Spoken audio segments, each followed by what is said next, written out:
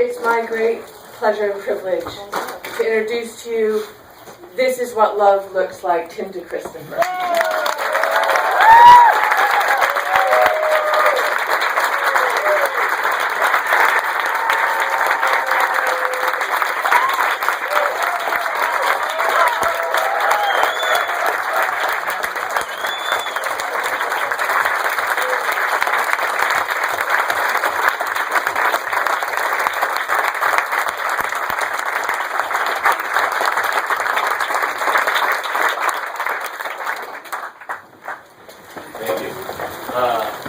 George and Beth, why don't you guys come up here too?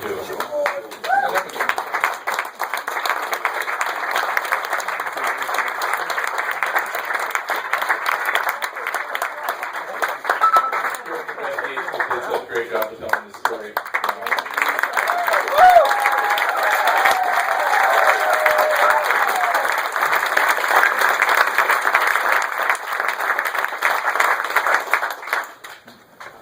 Does anybody have any questions? Yeah. There's like a protest having to do with Monsanto upcoming shortly. I don't know all the details or anything, but do you have any plans to make an appearance or coincide with that in any way? No. I don't know about that. Should be a good one. So now everybody knows about that. Look it up. I think it's the 25th, right? Where? Yeah. Where is it? I'm not exactly sure. I was told about it earlier. Are you restricted under any legal situations from your actions today or in the future? Yeah, I'm still on probation for the next 3 years. So that means that I have to get all my travel approved ahead of time, and I can't get arrested. What can we do to help you? Find an action and follow in my footsteps, and keep pushing. That's the biggest thing. I'm back. Why have you chosen to go to divinity school? That was my next question. The question was, why did I choose to go to divinity school? And a lot of people ask that question, and I really see it as an extension of my previous activism, not a new direction. It was something that I had been thinking about for a while in that period that most of the film follows when I was traveling around as an activist, and I found that I turned out to be good at some of it, and I felt like the world of professional activism didn't necessarily provide an outlet for the things that I was turning out to be good at, of looking at things holistically and articulating a bigger vision. And so I started thinking about pursuing the ministry. And the thing that was the turning point was also the turning point of the trial. To me, the most important thing that happened in the entire legal process was during the jury selection, the judge and the prosecutor found out that most of the juries, the potential jury members, we had a very large jury pool of like 70 people. They found out that most of those people, before they came in on the first day, had received a pamphlet out on the street from the Fully Informed Jurors Association. And it was a pamphlet that didn't talk anything about my case, but it talked about juries' rights. It talked about why we have juries in this country, and how juries are supposed to be the conscience of the community. And the prosecution lost it at this. They freaked out. It was the only time I saw the prosecutor really lose his cool. And we all had to go into the judge's chambers, and the prosecution was demanding a mistrial, saying we should dismiss all of the jurors. And he was like spitting when he was reading from this pamphlet, saying this notion of voting your conscience is out in space. And he was terrified. He was really scared by the idea that these citizens had been told that they could use their conscience in exercising their civic duties. And rather than declare a mistrial, the judge instead pulled each juror individually, each potential juror, into his chambers with me and my legal team on one side of the table and the prosecution on the other side, and the judge at the head of the table. And the judge looked at each juror and said, "You understand it's not your job to decide what's right or wrong here. Your job is you have to listen to what I say the law says, and you have to enforce it, even if you think it's morally wrong. Can you do that? Can you follow my instructions, even if you think they're morally wrong?" And unless they said yes, they weren't on the jury. And I was sitting in the seat closest to the juror, and I watched one person after another say, "Yes, Your Honor, I'll do whatever you tell me to do, even if I think it's morally wrong." And that was really the first time that one, it was when I knew that I was going to get convicted. Like, I knew it was over at that point. But it was also the first time that I ever really understood how some of the great atrocities in history could happen. How things like genocide and the Holocaust could happen when people are willing to let go of their own moral agency and just trust in this authority and buy into the rhetoric that it's not my job to decide what's right or wrong. And so I saw this huge power of conscience, because at the same time I saw that any atrocity would be possible if people let go of their conscience. I also saw the U.S. attorney freaking out about this notion that he was representing the United States of America. He had the entire power of the United States behind him. That's the power he represented, and he felt vulnerable to the power of citizens using their conscience. He felt like citizens exercising their conscience, when exercising their moral duties, that could undermine all the power that he represented. And so it was like these two extremes hinging on the power of conscience, that when people let go of their own moral agency, any atrocity was possible. But when people held on to their moral agency and had faith in the power of their conscience, that there was no power and no institution which couldn't be affected by that. And to me, that seemed like a spiritual issue. And if 12 out of 12 of these people, if the majority of our society is willing to let go of their moral agency so easily and doesn't have faith in the power of their own morals and in the power of their own conscience, that's a spiritual failure, in my opinion. That's a spiritual shortcoming, and something that we need to tackle. And I think moving forward as a movement, we can expect that there are going to continue to be hardships. We know we're on a path of catastrophic climate change, and we know that things are going to continue to get worse. And so we can expect more and more repressive tactics on the part of those in power as they cling to that power. And so it seems to me that it's going to become more and more important that we have power, and that we have that faith in the power of our own conscience in order to protect one another and protect our communities. So that's a long answer of why I'm going to divinity school. Yeah. What did you read while you were in prison, and how was the experience? I read a good bit. One of the best I read was Long Walk to Freedom by Nelson Mandela. I also read The Value of Nothing by Raj Patel. That was a really good one. So it's a long list. But you said, how was the experience? It was kind of meditative almost. It was certainly a growth experience. It was frustrating. Do you recommend it? Yeah. It was frustrating, and it was extraordinarily inconvenient, but it wasn't horrible. It really wasn't. The people in that film who were talking about prison, they had been to prison a generation ago. They were people who went to prison quite a while ago when we had a vastly different system. We have an order of magnitude more people in prison now than we did a generation ago. And that hasn't happened by some drastic shift in human nature. That's happened by corporate pressure changing the laws so that we can lock up normal people for much longer periods.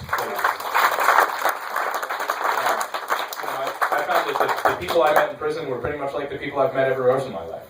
Our prisons are packed with pretty normal people.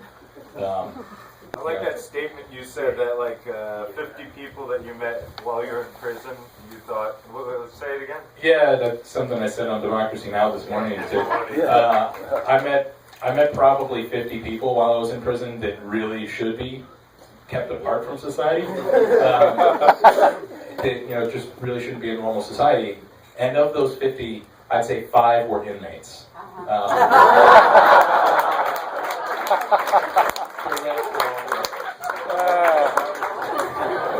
Josh. Hey, Tim, first of all, fantastic film. Congratulations.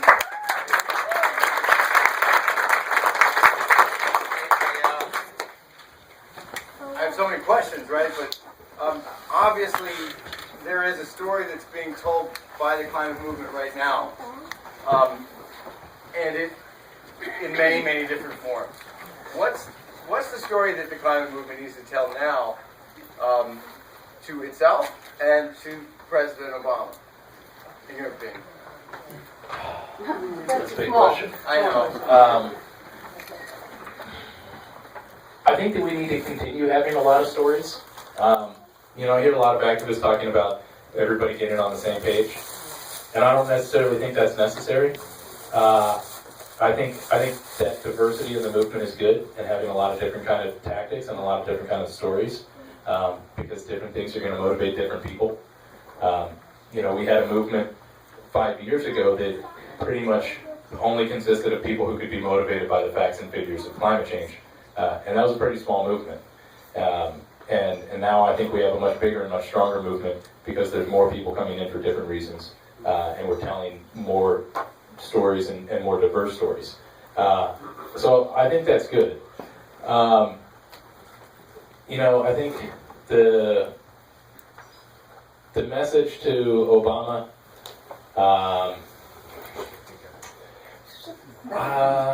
I'd say that get a backbone, definitely. Also that remember that the people who you will screw over with inaction if you fail to rise to the crisis of the challenge of climate change, the people that are going to be screwed over by that are the people who are going to write your history when you're dead and gone. And we will remember. We will remember every time that he bowed to corporate pressure. We will remember that he failed to take action. He has that mandate more than any other president. He has the mandate for action. He's had it for a while.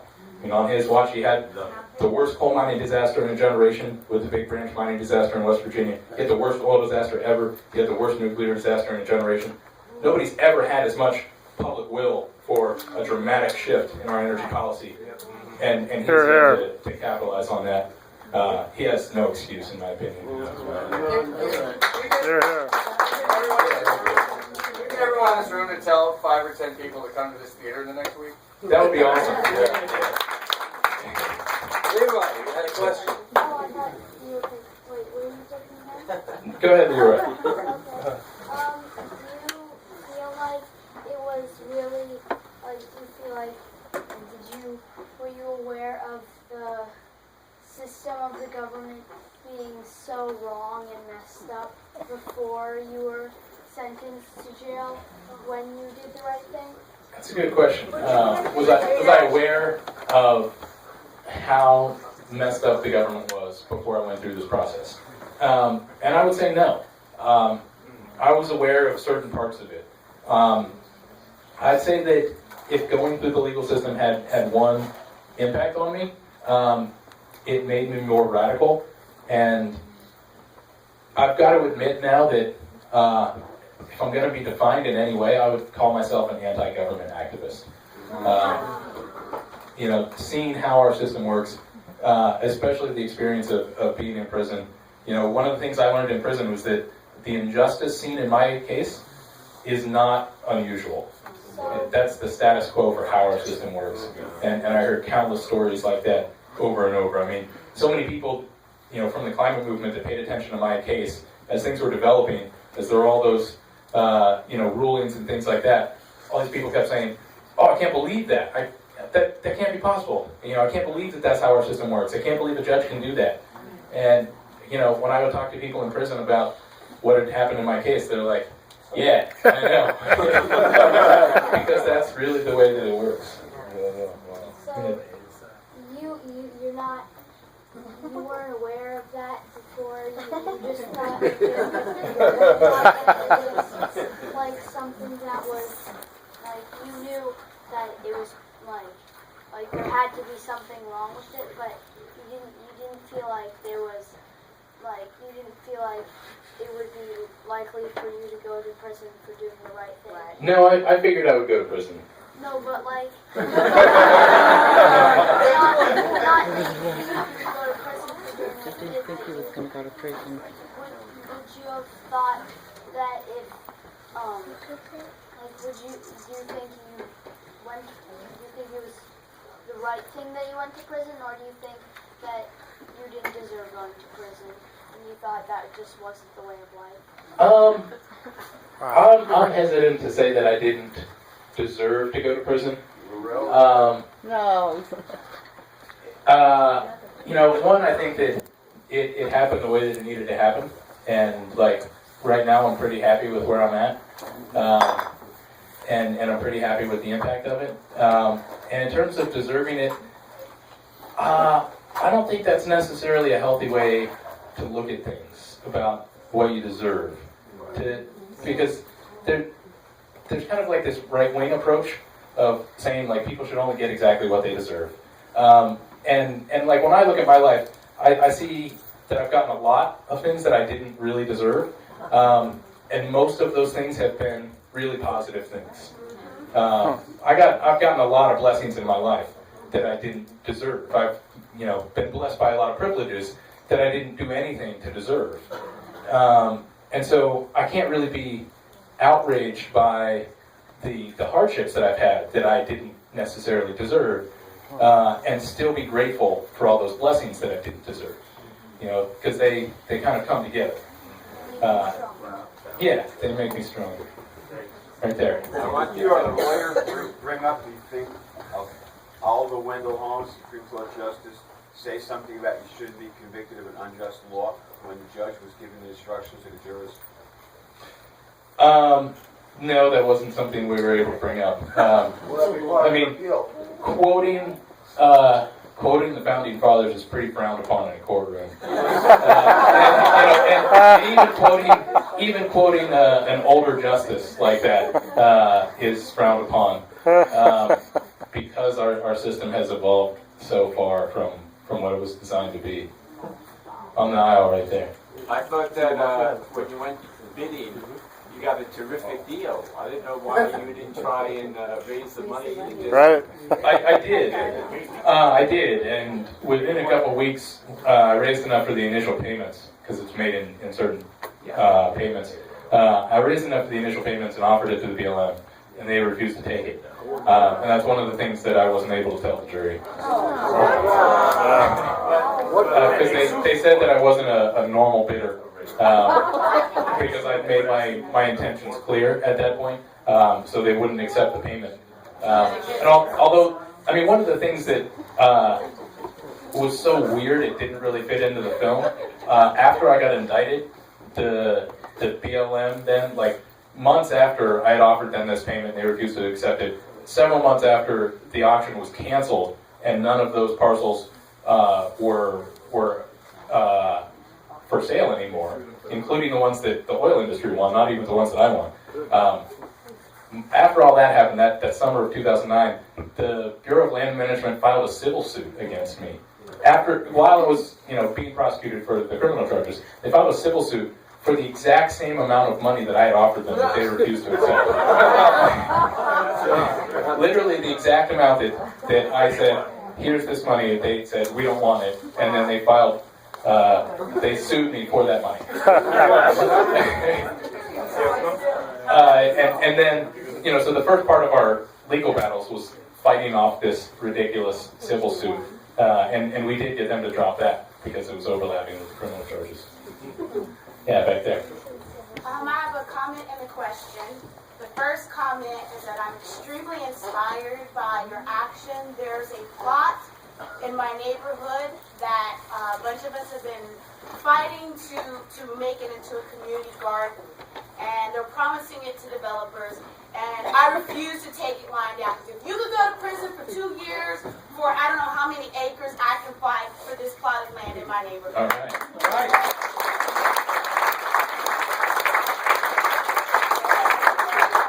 The question I have for you is there's a history of an environmental racism movement.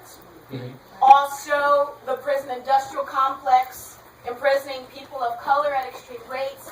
And since we're in the movement of connecting the dots in the communities, your experience collides with that. I'm curious if you had a chance to have meaningful exchanges with inmates of color I was thinking.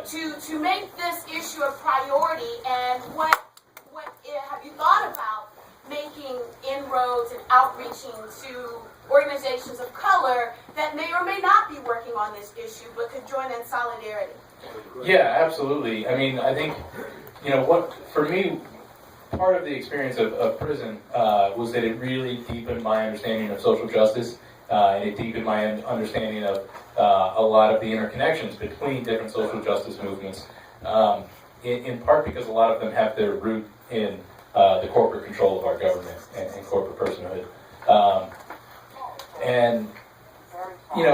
Part of it was just an eye-opening experience for me, because it was 2 years that I spent living with really one of the most oppressed populations of people in our country.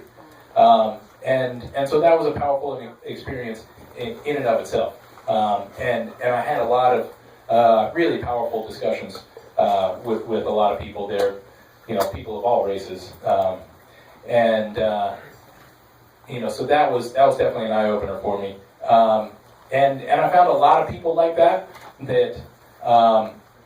had been oppressed kind of their whole lives and were suffering from a lot of different kinds of oppression, that were really, really interested in activism, that had never really been experienced with that, never really had that as a part of their lives, but now felt that injustice of the prison system, experienced it, seen how it impacted all the other people around them, and now we're pretty motivated to be activists in one way or another.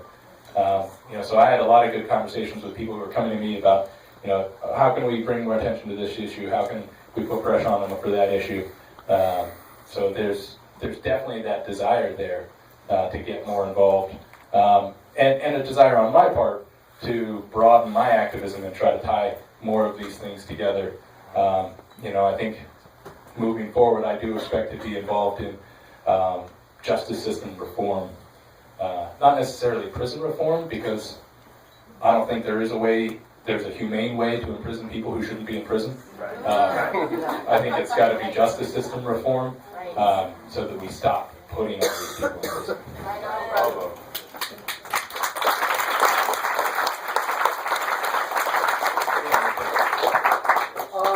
Daniel McGowan is out of prison now, too. Do you have any thoughts on the similarities and differences between what you and he did and your experiences? Well, I know that he probably had a harsher experience in prison than I did. He spent more time there, and he was in a communications management unit, which is, frankly, an unconstitutional segment of our prison system. It's new and experimental, where people are kept in near isolation and have very little communication to the outside world. He's been in that system for most of his time while he was incarcerated. So one, I think his experience has probably been more difficult than mine was. I was in a general population. I expect that he probably found, as I did, that political prisoners get a lot of respect in prison. That's just like an automatic huge boost. I hope that he experienced that in the same way that I did. I hope that he also is more willing to tell his story moving forward. Daniel McGowan was an activist from ELF that believed in this culture of secrecy within in the activist world. And so they never really told their own story. And so he ended up getting labeled as a terrorist.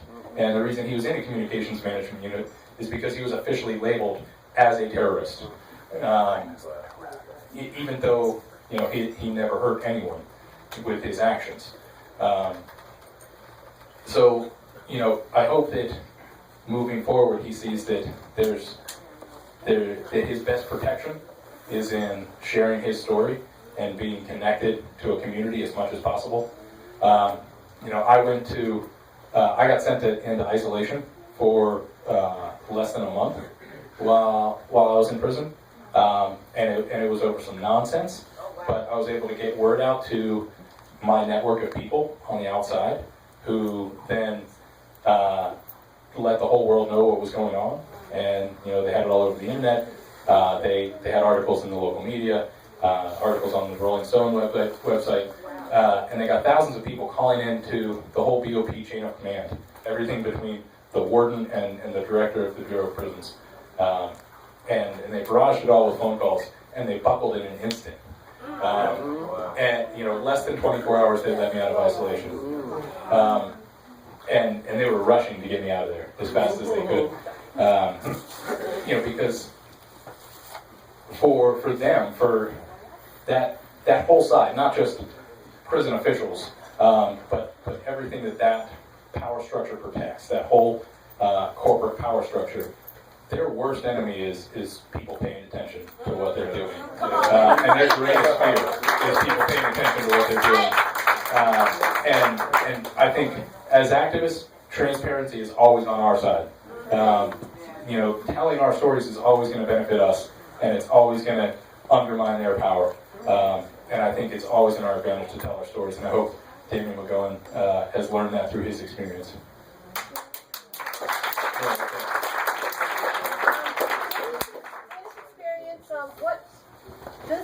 What frightened you the most? Oh, looks like we need to leave real quick. All